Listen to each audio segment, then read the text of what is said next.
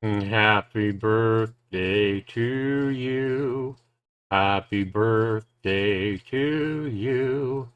Happy birthday to Nermy. Happy birthday to you. All right, guys. Yes, I'm here making a video because today, October 23rd, 2022, is Nerm the Worm's second birthday. I wanted to go ahead and make a quick video here, guys, because I recently came across Snake versus Snake. It's a game that I gave as Axers Any Gold to back in early 2019. And if we go here to Snake versus Snake, it's a pretty simple Snake game. But if you look at my review in March of 2019, guys, I mean, I was honest, gave it as extras any gold, and gave this game a whopping 98% score. So I said at the time, this is the best Snake game I've ever played in my life. And in this review, I only reviewed the single player mode of Snake versus Snake. So I said that Snake versus Snake is the best Snake game I've ever played. I want to go ahead and show you guys some of the gameplay from Snake versus Snake as I play the same mode. So, and again, this is only, a year before I decided to make my own snake game with Nerm the Worm. So if I go into, the main mode here, endless mode, we see here, guys, that in Snake vs. Snake, it's a very responsive. The controls are very good. I remember liking that. And it's just a great, a great Snake game to play, especially if you liked any of these old school Snake games in the game. But you see, it's pretty simple here, guys. While the controls are really responsive and all that, the apples simply spawn in front of you, and you collect as many as you can, and they're worth a point each. Now, in the multiplayer mode, it's just more snakes doing exactly the same thing. Just very, very simple. And at the time that I reviewed this in 2019, I said this is the best Snake game ever made. And it has great music, that kind of thing as well. But it does have high scores. I think the highest score is like 298 or something like that. And the other day I played and got like 60 or 70 points or whatever. But by that time I was already kind of bored of it. And I'm like, what the fuck, man? I was like, what the fuck? Because I know that my own game is better than what I just played. And that's why I kind of quit. So if I go back here, guys, and I go to Nerm the Worm, which again I created a year and a half later, I launched it in October of 2020.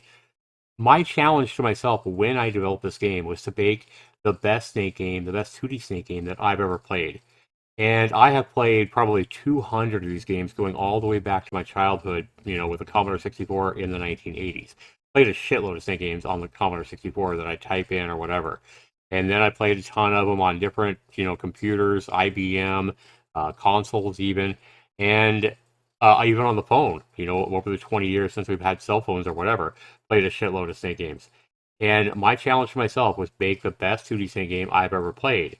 And if you can look at the gameplay right here, guys, where you take Nerm the Worm and you've got to advance him through 50 ever more difficult levels.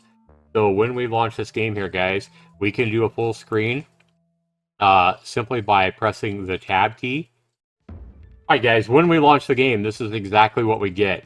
So we've made it full screen now, and we see multiplayer is coming to the game, but I want people to love and appreciate my single player Nerm the Worm before I add multiplayer.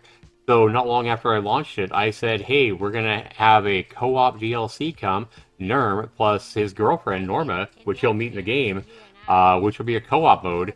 And I wanted to get 50 positive reviews before I do that.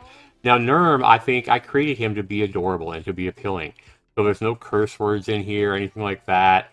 And, you can buy the ball cap DLC for 99 cents. You can change his hat color to whatever you want here.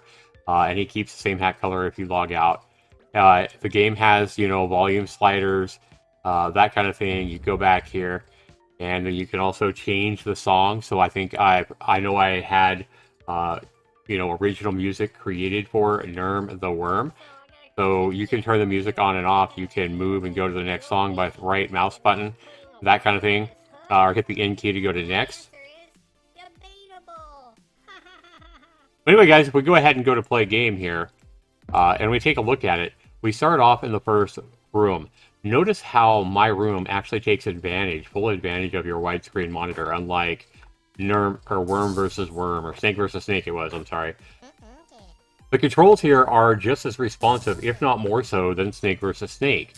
The speed of the game is a little more challenging, and I've increased it because I've always thought a lot of Snake games start out way too slow and are just kind of boring. So I wanted my game to be fun and challenging right from the get-go.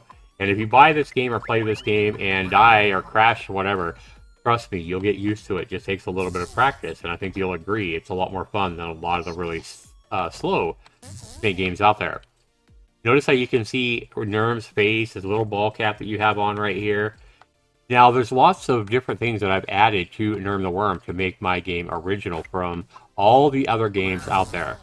So you see, first of all, that the apples, like in Snake vs. Snake, are not just spawning right in front of you randomly.